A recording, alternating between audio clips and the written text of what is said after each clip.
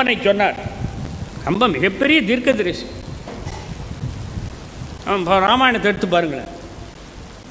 முதலில் வந்தது அயோத்தி பிரச்சனை, இறுதியில் வந்தது இலங்கை பிரச்சனை.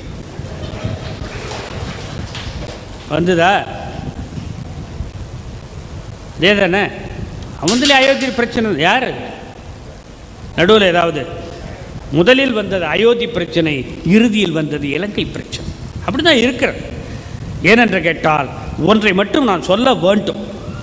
உலகத்திலே எவ்வளோ இது வாழ்க்கையிலே வறுமை வருகிறது, ஏழ்மைத்தனம் வருகிறது, அதை செய்கிறோம் இதை செய்கிறோம் என்பதெல்லாம் போகும்போது ஜெயகாந்தன் எழுதுவான். ரொம்ப அற்புதமாக எழுதியிருப்பார். வேறு இடம் தேடி போவாளோ, இந்த வேதனையில் இருந்து மீள்வாளோ, 100 முறை இவள் புறப்பட்டாள், விதி நூல் இழையில் இவள் அகப்பட்டாள் என்று. நம்ம 100 முறை புறப்படுகிறோம். நம்முடைய விதியை மாற்றுவதற்காக நாம் 100 முறை புறப்படுகிறோம். ஆனால் அது விதி நூல் இழையிலே நாமே அகப்பட்டுக் கொள்கிறோம் என்று ஜெயகாந்தனர். இதுக்கெல்லாம் தத்துவம் தெரிஞ்சிருக்கணும். இங்கே உட்கார்ந்துருக்கவங்க எல்லாருமே 50க்கு குறைவாகத்தான் அதிகமாக இருக்கிறார்கள். அது 30க்கு குறைவானவர்களும் இருக்கிறார்கள். 70காரர்களுக்கு தான் இந்த தத்துவங்கள் புரியும். ஆகையினால் எனக்கு 70 ஆகிவிட்டது என்று தயவு செய்து எண்ணி விடாதீர்கள்.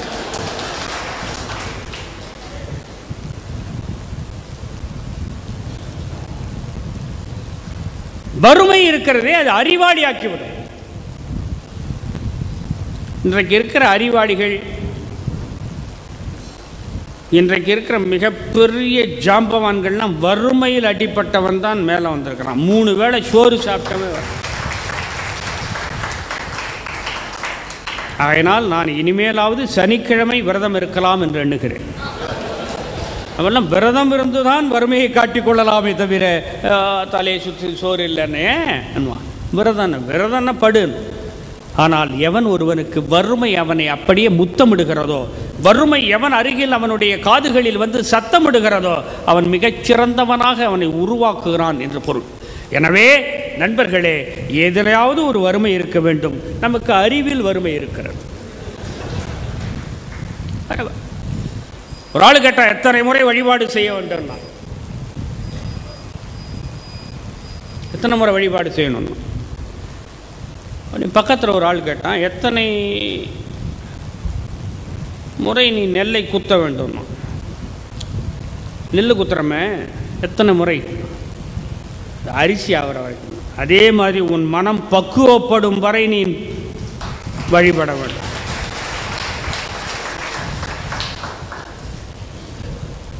இவர் நினச்சிக்கிட்டாரு 3 வேளை 5 வேளை 2 வேளை தொழுதுட்டேன் சார், காலில் போன சாயங்காலம். நோ, நெல்லை குத்துவதுனா எத்தனை முறை குத்த வேண்டும்? அரிசியாக அது மாறுகிற வரை. அதை போலத்தான் உன் மனம் மாறுகிற வரை. நாட்டிலே எப்படி இருக்கிறார்கள் மக்கள் என்று சொன்னால், மற்றவர்கள் தூங்கி கொண்டிருக்கிற பொழுது உழைப்பவர்கள் தான் முன்னேறி இருக்கிறார்கள்.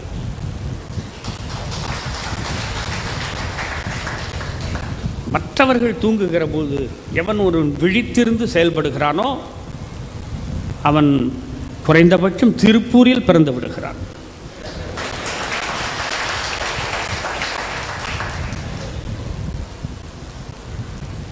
அதுபோலதான் மகரிஷி போன்றவர்களுடைய மகான்களுடைய தரிசனமும் தொடர்பும் நமக்கு ஏற்பட்டு விடுகிறது. அது ஏற்பட்டு பிறகு நமக்கு பரிகாரங்கள் எல்லாம் தேவையில்லை. ஏனென்று கேட்டால், தென்றல் வீசும் போது எவனாவது கை விசிறியை கொண்டு விசிறி கொண்டு இருப்பானா?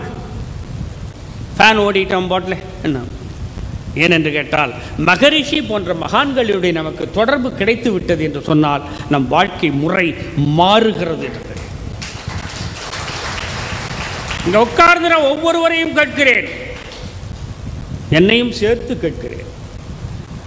மரணம் நம் ஒவ்வொருவருக்கும் உண்டு என்று நமக்கு தெரியும்.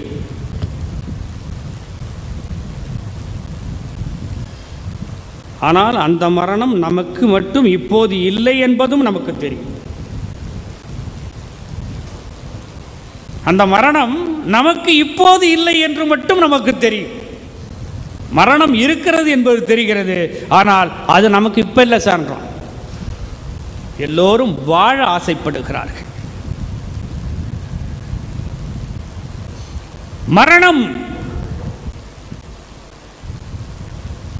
அந்த கொண்டு ஆளை வச்சுட்டு வர வரைக்கும் இவன் ஒன்று வரான். வந்து உக்காந்த உடனே பொழந்துறான். அவனை உயிரோட விட மாட்டான். பிறகு குரோதங்களும் வெறுமையும் பேச்சும் வந்து விடுகிறது. ஆனால் இவன் இப்பொழுது சாகப்போவதில்லை என்பதை அவனவனே முடிவு கட்டி கொடுக்கிறான். ஏனென்று கேட்டால் எல்லாம் இறைவனுடைய கையில் இருக்கிறது என்பதாக இருக்கு.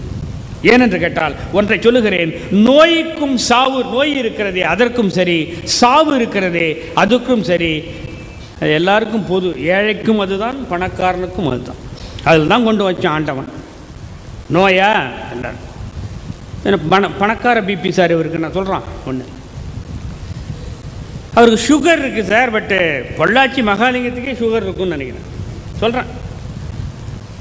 அவருக்கும் தான் இருக்குது, இந்த ஓரமாக போகிறவனுக்கு தான் இருக்குது. அதனால அவருக்கு என்ன சார், அவர் சுகர் ஃபேக்ட்ரியை வச்சுருக்காரு, அவருக்கு ஜாஸ்தியாக இருக்குன்னு. அதில் இறைவன் நோய் இந்த சாவு இரண்டையும் புதுமைத்தாக ஆக்கிவிட்டான். வாழ்க்கையிலே 3 படிகள் இருக்கின்றன நண்பர்களே. ஒன்று உடல் ஆரோக்கியமாக இருக்க வேண்டும், 2வது மன ஆரோக்கியமாக இருக்க வேண்டும், 3வது ஆன்மீக ஆரோக்கியமாக இருக்க வேண்டும். அப்படி இருக்கிறது. ஒன்றை சொல்லுவேன், எப்படி வாழ வேண்டும், நம்முடைய கனவுகள் எப்படி மெய்ப்பட வேண்டும் என்பதற்கு ஒன்றை நான் குறித்து சொல்ல வேண்டும். பாரதி சொன்னா, உலக மக்களே நீங்கள் எதையும் படிக்காதீங்க, நீங்கள் கவலை இல்லாமல் வாழ வேண்டும், மிகச்சிறந்த முறையிலே வாழ வேண்டும் என்று சொன்னால் என்ன செய்ய வேண்டும் தெரியுமா? என்ன செய்ய வேண்டும்?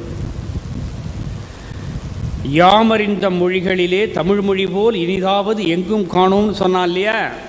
உடனே சொன்னான், இங்கே வேடாண்ணா 3 பேர் இருக்கான். இந்த 3 பேர் எழுதியதை எவன் படிக்கிறானோ அவன்தான் உலகத்திலே மிகச்சிறந்த புத்திசாலியாக மடிவான், வாழ்வான்.